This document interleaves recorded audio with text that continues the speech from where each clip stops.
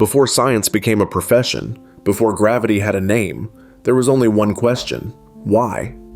And in the silence of a cold English winter, a child was born, small enough to fit inside a teacup, weak enough that no one expected him to survive.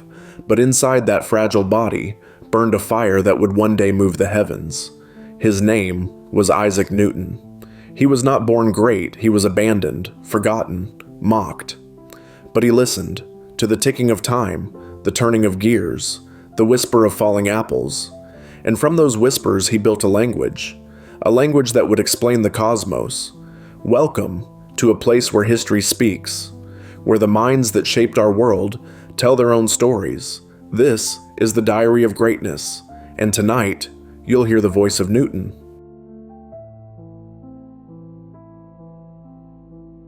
I was born on Christmas Day, 1642, the same year Galileo Galilei died. Strange, isn't it? As if fate had already written its own symmetry.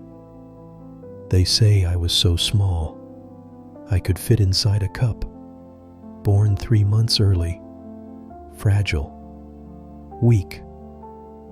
Perhaps death was waiting from the very beginning. The cold of December in the English countryside, and the faint breath of a premature child. That was how I entered this world. My father, Isaac Newton, yes, the same name, had died 3 months before I was born. I never knew what it felt like to be held in my father's arms, never heard his voice call my name, an emptiness that never truly healed. Then, when I was 3, the worst happened. My mother, Hannah, married a wealthy clergyman named Barnabas Smith, and she left me behind. She gave me to my grandmother, James. I remember crying, begging her not to go, but she left anyway, with her new husband, and later, her new children. The look in her eyes as she turned away, the sound of the door closing.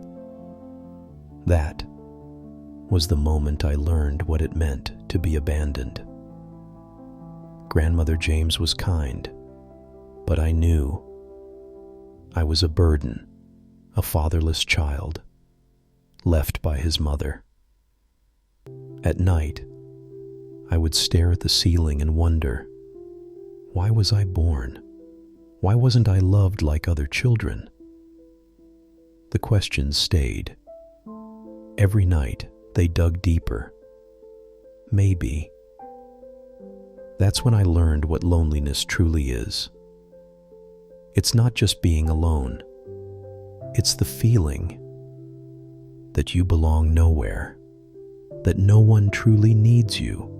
It sinks into your bones. Cold, persistent.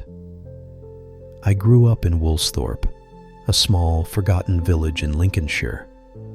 Our neighbors' stone houses were filled with laughter and firelight. Ours felt like a tomb. I had few friends. I was different. Too many questions. Too few answers. Who could understand the strange thoughts in a boy's mind? I was frail, sickly. While the other boys ran wild through the fields, I sat by the window, watching them, feeling like I came from another world. There were times I wondered, was I cursed, a shadow, a mistake? But I had something others didn't. Curiosity, so fierce it hurt. I built water clocks from scrap wood, tiny windmills that could turn in the breeze. I would sit for hours, watching water flow, gears spin, shadows move. No one taught me. No one had to. The hunger to understand burned inside me. It was the only fire that warmed my soul. Each time I made something that worked, my heart would race. It was the only time I felt I mattered, the only time I forgot the loneliness that gnawed at me, the ticking of gears, the trickling of water, Those were the only sounds that didn't make me feel alone. At 12, I was sent to King's School in Grantham, my first time away from Woolsthorpe. I was scared, but also excited. I lived with Mr. Clark, a kind apothecary, and in his tiny library, I discovered books, and I knew I had found home. The smell of old paper, ink-stained pages, that was the scent of freedom, of knowledge. The pages whispered secrets of the universe, Euclid's geometry, Aristotle's philosophy. For the first time, I wasn't alone. Great minds long gone had asked the same questions I did.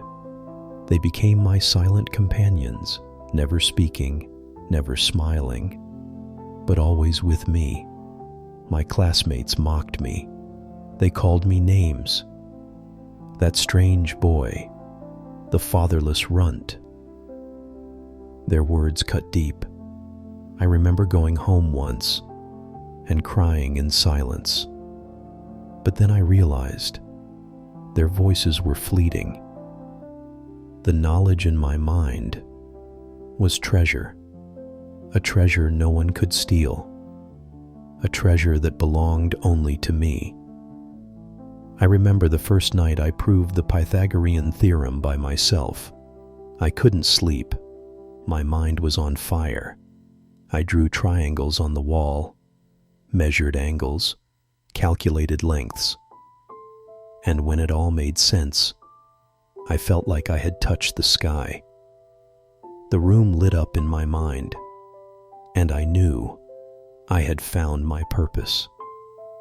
Then, at 17, tragedy struck again. My mother called me home. Her husband had died. She wanted me to quit school and become a farmer, to manage the land. I felt lightning strike through my chest. Give up study? Give up books? Give up the only dreams that kept me alive? No, never. I begged her. I cried. I told her I'd rather die than live plowing fields, but she insisted. She wanted me to be ordinary. She didn't understand. I was never meant to be ordinary. I was born to look beyond the fields and reach for the stars. Those months at home, I was dying inside, holding a plow, but dreaming of the planets, tending sheep, but calculating the sun's orbit in my mind. I was fading, not in body, but in soul.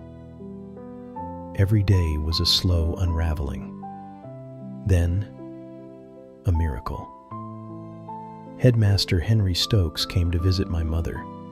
He told her, "Madam, you're killing a mind of rare genius." He convinced her I could have a future, a life of purpose. His words were light, breaking through the dark. The day I returned to school, I cried. But this time, they were tears of joy. I had been given back my world, a world of wonder, of learning, of truth, and I would never take it for granted again. I owe that man my life. He saw what my mother couldn't. Now, looking back, I see it clearly. Childhood pain shaped me. Abandonment taught me self-reliance. Loneliness pushed me to find friends in books, and the desperate need to be seen drove me to understand the very fabric of the universe. Every scar told a story. Back then, I didn't know it yet, but seeds had already been planted in sorrow and solitude, seeds that would grow into questions, powerful enough to shake the heavens. And perhaps, if not for that pain, I would never have become Newton.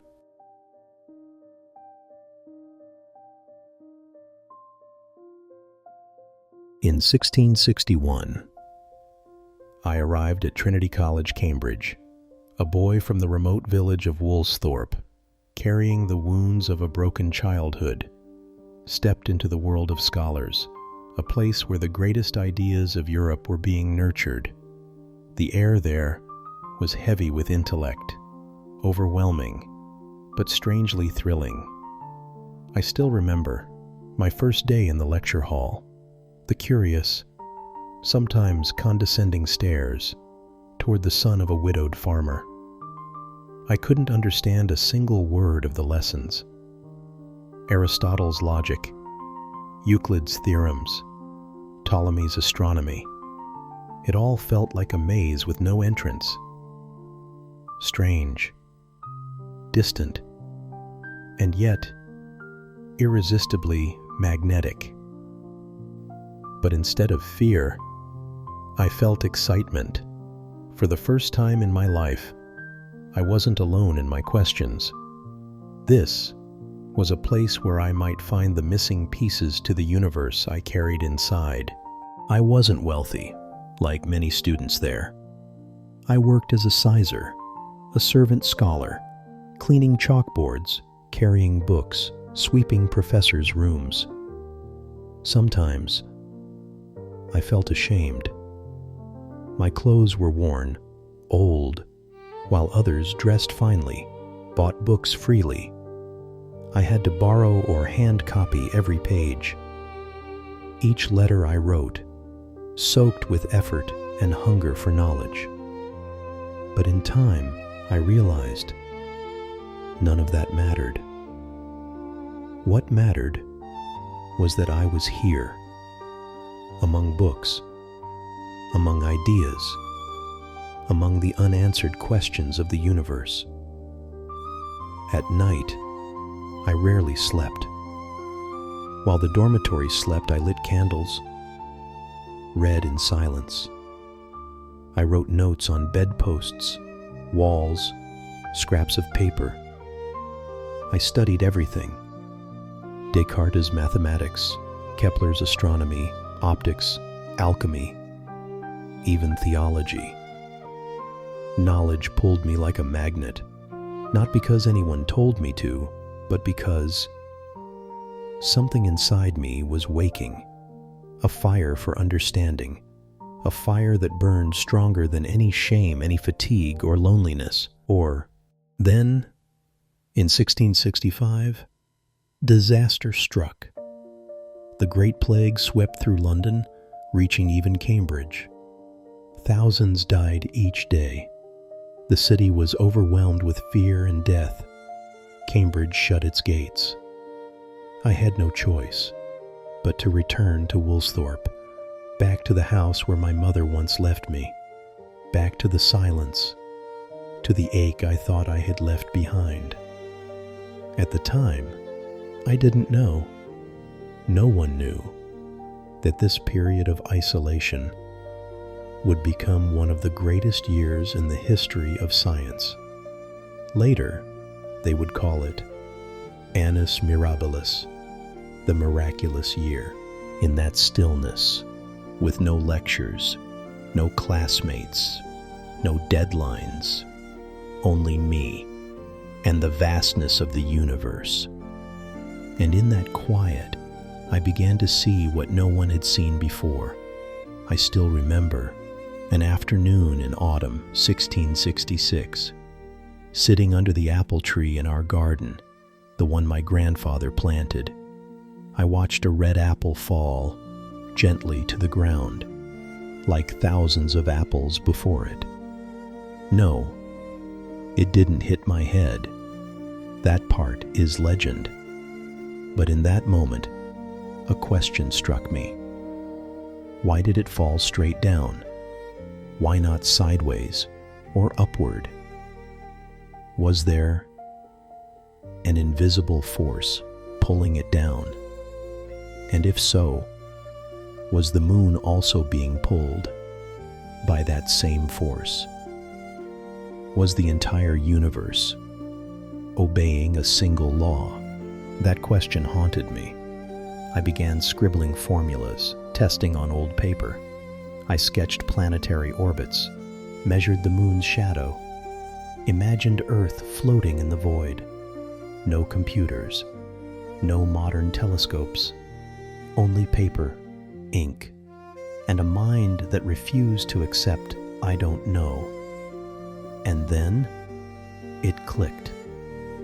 Gravity wasn't just earthly.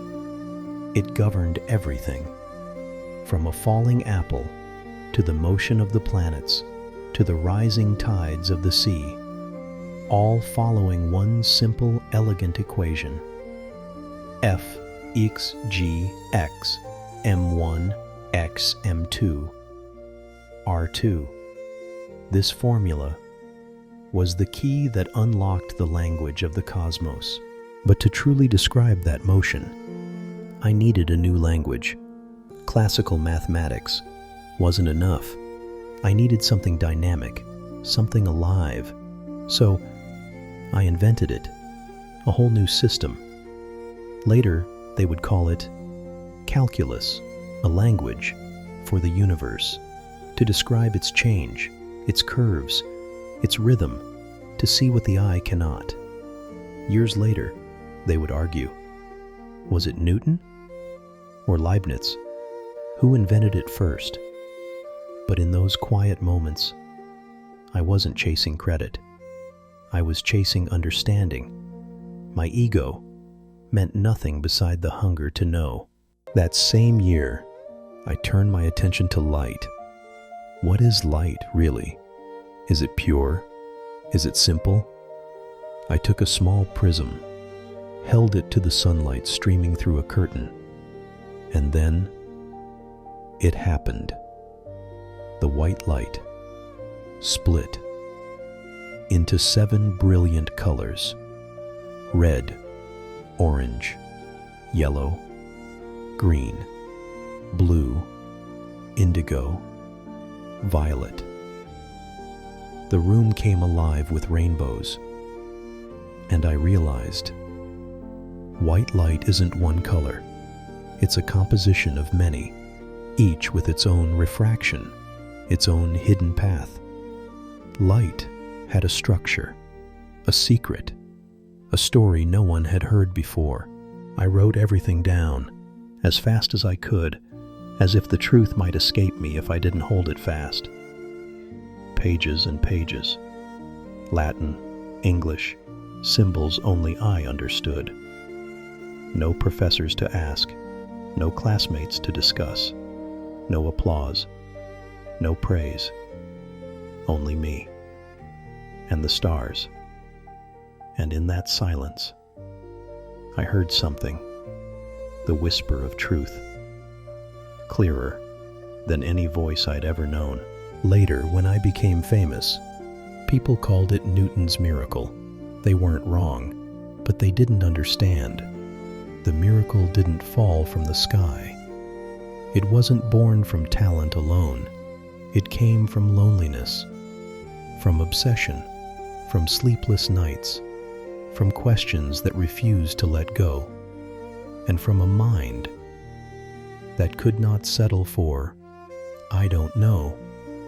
2 years of plague gave birth to 3 of science's greatest ideas: gravity, calculus, and the theory of light. 3 discoveries that changed humanity's view of the cosmos forever. And it all began with a single apple falling in a quiet garden in Woolsthorpe. Sometimes I wonder, if the plague had never come, would I have seen any of it? Perhaps. Loneliness is what awakens genius. I leave the answer to you.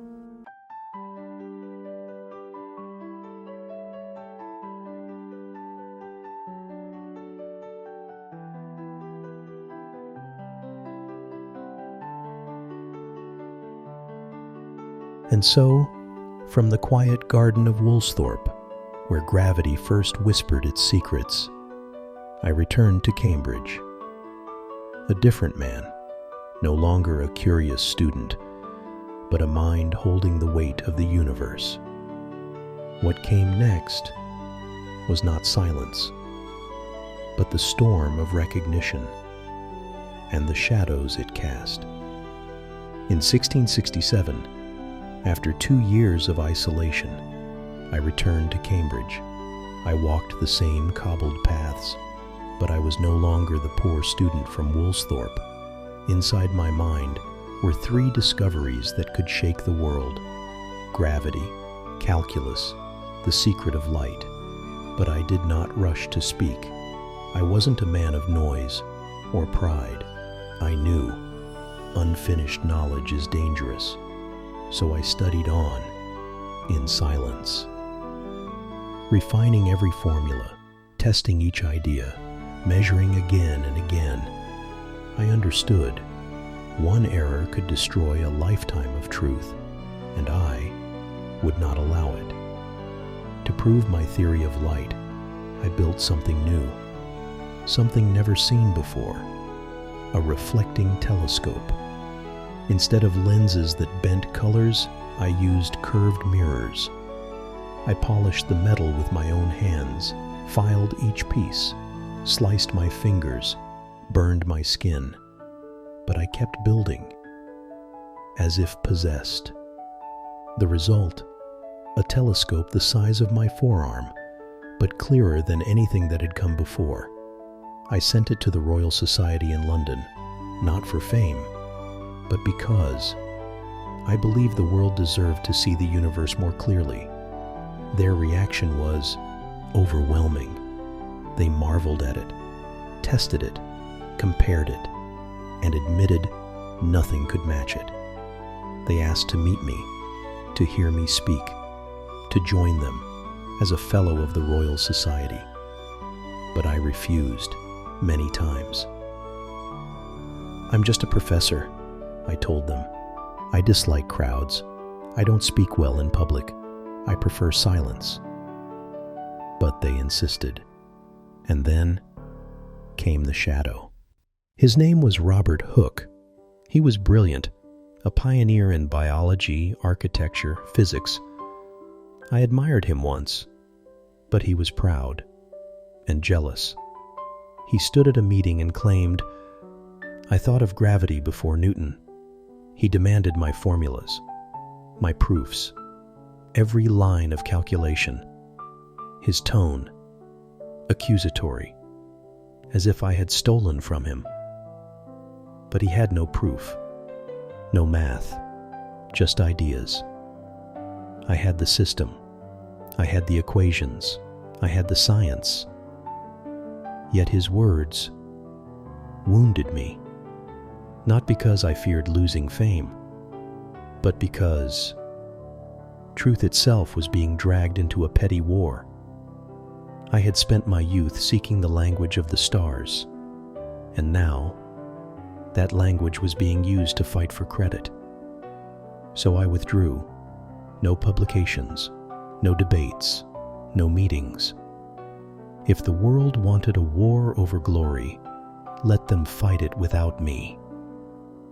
I became a recluse. For nearly a decade, I buried myself in other studies: alchemy, theology, the mysteries of the Bible. I found peace in isolation. My great discoveries, they sat in drawers, gathering dust. Sometimes I would open the old notebooks, reread the equations from my miracle year, and I'd ask, am I betraying myself by hiding them? But I remembered Hooke, the accusations, the pride, and I closed the books again, until 1684. A young man named Edmund Halley came to Cambridge. He was not there for praise or curiosity. He had a question. If there is a force inversely proportional to the square of the distance, what is the shape of the planet's orbit? I looked at him, then answered softly, an ellipse. His eyes widened. How do you know that? I proved it years ago, I replied. Can you show me? I retrieved the old papers, yellowed, fragile, covered in ink and midnight thoughts. When he read them, he trembled. "Sir, you have solved the mystery of the heavens." And Halley did not leave. He stayed. He persuaded. "Sir Isaac," he said, "these truths are not yours to hide. They belong to the world. You've kept the light in a drawer, while millions stumble in darkness. Let Hook bark if he must. Truth defends itself." His words broke something inside me. I realized my pride had become a prison. I had silenced the universe for the sake of my ego. And so I began, not to rewrite old notes, but to build something greater, a book that would change everything. For 3 years, I wrote by candlelight, through storms and sleepless nights, each page a battle between truth and doubt. In 1687, the book was born, Philosophiae Naturalis Principia Mathematica. It was not easy to read, 500 pages, Latin, dense as stone. But inside were the laws that shaped reality. An object in motion stays in motion. Force equals mass times acceleration. Every action has an equal and opposite reaction. And then, gravity, F equals Gx, M1 x M2 / R2, a single formula that bound the heavens and earth under one law. Hooke, of course, was furious. He accused again, demanded co-authorship. But this time, I did not retreat. I had the proof, the math, the clarity. The Royal Society compared our works. They saw the difference between guesswork and truth. They sided with me. They published the book using Halley's own money. They named me a fellow. They said I had decoded the cosmos. And Hooke faded into bitterness. But fame came like a storm. Letters poured in, praise, reverence, even fear. They called me the Great Newton, the man who heard the voice of God. But their words did not comfort me. They exhausted me. I saw that the price of truth is solitude. The cost of greatness is suspicion. I spoke less, trusted less, built walls. And yet, when I looked up at the stars, I knew I had given light to the world, even if it meant living in shadow. The Principia was finished, but the search was not. Truth still waited, in time, in space, in the soul, and I would keep seeking.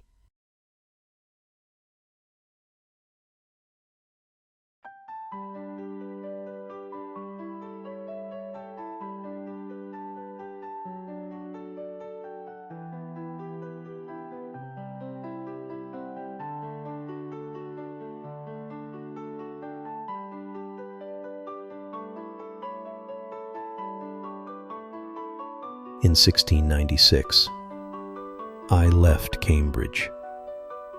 The cold breath of March slipped through London's streets, and I, Isaac Newton, stepped into a world entirely different. After 3 decades immersed in science and solitude, I was no longer the mathematics professor hidden in libraries. There was something strange about leaving behind my worn desk, the old pages smeared with ink, the midnight equations scrawled in fatigue. They had all become memories. I was appointed Master of the Mint, a role I never imagined, yet now intrigued me deeply. It sounded distinguished, but in reality, it was a war against petty fraudsters. Fake coins circulated across London. Deception riddled every corner. Silver was shaved, coins were forged, causing economic chaos.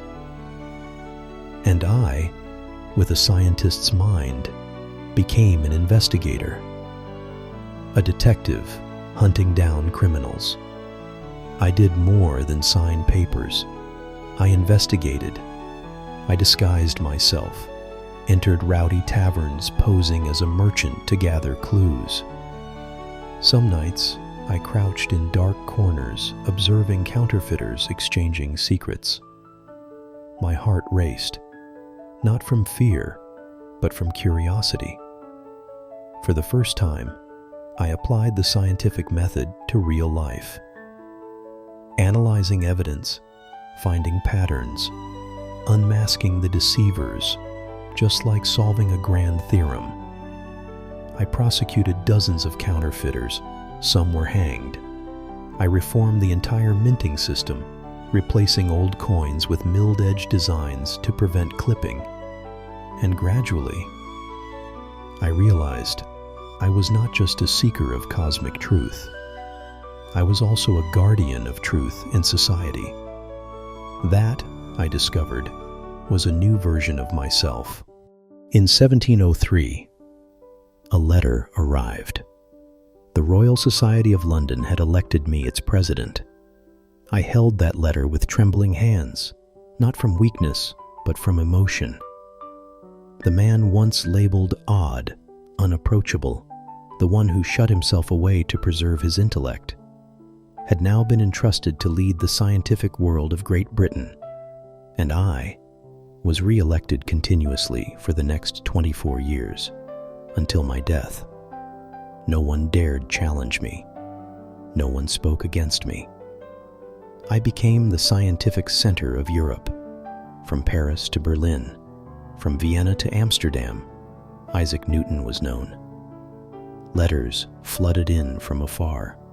Visitors arrived daily. But power is truly a double-edged sword. The man once living in shadow had become the bearer of light. The man once doubted became the arbiter of new truth. I decided who could publish, who would be praised, who would be ignored.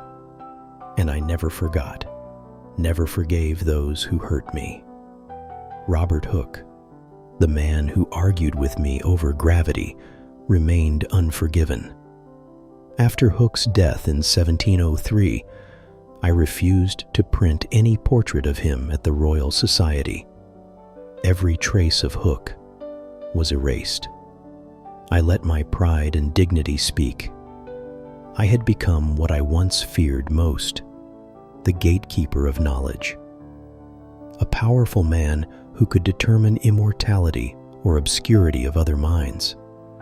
It was a burden, a responsibility I had never anticipated. In the years 1710 and 1715, when my hair had turned white and my face etched with age, I no longer raced against time to discover new formulas. I turned inward to understand my soul, to seek the meaning of existence. I devoted myself to alchemy, a pursuit future generations would mock. They called it a waste of time, dabbling in lead and base metals. Those who did not understand saw only folly. They failed to see that this was an essential thread in my quest for truth. To me, alchemy was not trickery or superstition. It was another path to comprehend the universe, to witness transformation, rebirth, purification. I believed every material held a sacred principle. If I could grasp its purity, I would understand not only the physical world, but the will of the divine. That was a greater mystery than the stars themselves. On long nights, I sat by the alchemical furnace, watching metal melt and change color. the golden glow of lead, the azure hue of oxidizing copper. All spoke a language that God was speaking directly to me. They were miracles, manifest before my eyes. I wrote thousands of pages, decoding the Bible, searching for hidden patterns in numbers, geometry, and astronomy. I believed God did not write the world in Latin or Hebrew. He wrote with mathematics, and I sought to read his language. When I gazed into the night sky, the stars were not distant spheres. They were notes in a grand cosmic symphony, and I was merely a listener trying to understand their melody. In 1705, at a grand ceremony in the palace, Queen Anne knighted me, Sir Isaac Newton, the first scientist ever granted such honor. The applause thundered, chandelier lights glittered, admirers gazed at me with awe. Yet inside, I felt hollow. Fame could not fill the void within my soul. I never married, not for lack of opportunity, but from fear. Fear that no one could truly understand the universe inside my head. I left no children. Close friends could be counted on one hand. My life, brilliant outwardly, remained a solitary journey. Each night, I returned to a house filled with books and papers. My footsteps echoed in empty halls. No laughter of children, no gentle voice of a spouse, just logs crackling in the fire, and the wind through the window, and the ticking of the old clock, emphasizing the silence.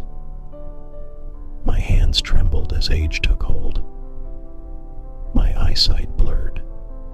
My memory faltered. I sometimes forgot where I placed my books.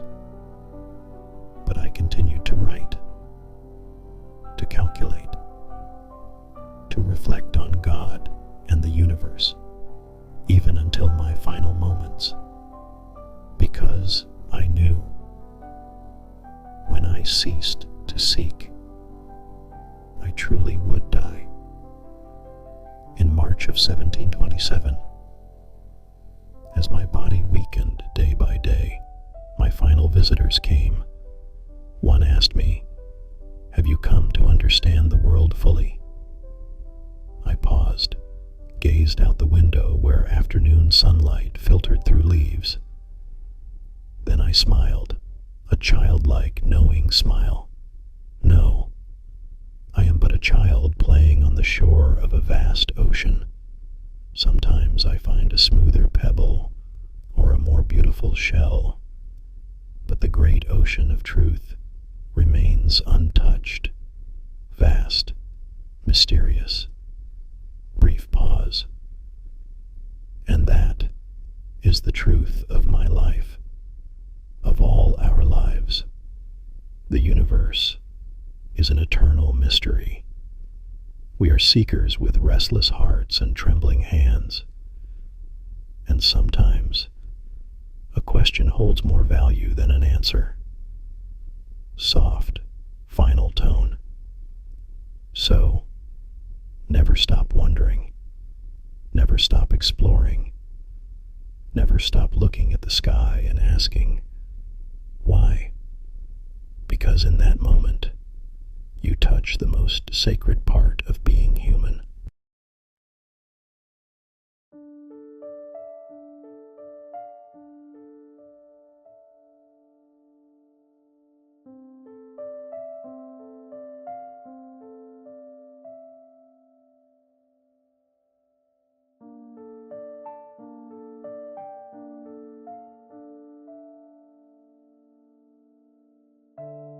And so, the man who once wandered alone through the dark alleys of thought, who battled counterfeiters in the streets of London, who searched for divine truth in the flames of alchemy, now began to slow down. His steps became heavier, his pen shakier, but his mind still reached for the stars. As age caught up with Isaac Newton, One question began to echo louder than all the others. What will remain when I am gone? March 20th, 1727. A cold wind swept through London. In a quiet room, Isaac Newton, the man who once held the secrets of the universe in his hands, closed his eyes and left this world. He was 84, an extraordinary age for his time, as if the cosmos had granted him just enough years to fulfill his purpose. But when the news spread, all of England seemed to freeze. Not just scientists, but ordinary people felt the loss. They knew they had just lost a giant, a pillar of human knowledge. His funeral was unlike anything the world had ever seen. Thousands poured into the streets of London. Not only scholars dressed in solemn black, but nobles, statesmen, and soldiers. All bowed their heads in silence. Newton's casket lay atop a hearse draped in black velvet and white flowers. 6 dukes, royal blood, carried it on their shoulders. A rare honor, one no one outside the royal family had ever received. The procession stretched endlessly, a slow river flowing through the city, until he reached his final resting place, Westminster Abbey. There, beside the kings of England, he was laid to rest, not because of noble birth or wealth, but because of the purity of his mind. Etched on his tomb in Latin, Hic depositum est, quod mortale fuit Isaati Newtoni. Translated, here lies what was mortal of Isaac Newton. Only the mortal part, because his immortal self, his mind, his ideas, his relentless refusal to accept I don't know, lives on. Echoing through every great discovery, every equation, every moment we dare to understand the universe. After Newton, the world would never be the same. Before him, physics was a scattered mess of guesses and myths. Why does the apple fall? Why doesn't the moon? Why does light have color? All questions left to legends and fate, but Newton did the unthinkable. He turned chaos into order. He transformed nature into a language, clear, predictable, beautiful. Gravity, motion, light, all bowed to the laws he revealed. And from that foundation, the world exploded. Because of Newton, others could rise: Faraday, Maxwell, Einstein. Their journeys began on the path Newton carved. From his laws of gravity, we launched into space, walked on the moon, sent probes to Mars. From his calculus, we simulate the world in computers, forecast storms, build towers that kiss the sky. From his optics, we crafted the Hubble telescope, peering into galaxies billions of years away. Every scientific leap today bears his fingerprints. Each time a spacecraft lands on target, each time a bridge stands strong, each time your phone locates you with GPS, that's Newton, whispering to us from the 17th century, through the eternal language of truth.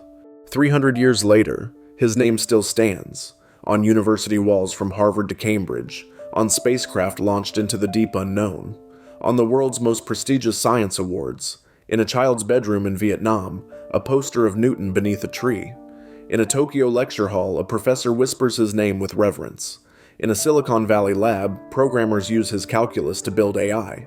Somewhere, light from a star 13 billion light-years away just touched the James Webb Telescope, moving with the exact velocity he once described.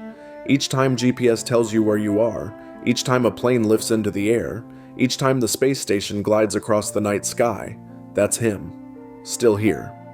Time may erase empires, languages, cities, but it cannot erase the fingerprints of a man who changed how humanity sees the universe. And if Newton could speak to us now, perhaps he would say, "My children, what I did was just the beginning. The universe is still full of mysteries, laws still undiscovered, dimensions still unseen, questions still waiting. Stay curious, pick up the next shell, reach for the next wave, and never stop looking up." Because in that moment of wonder, we become eternal too, like him, like those before and those yet to come.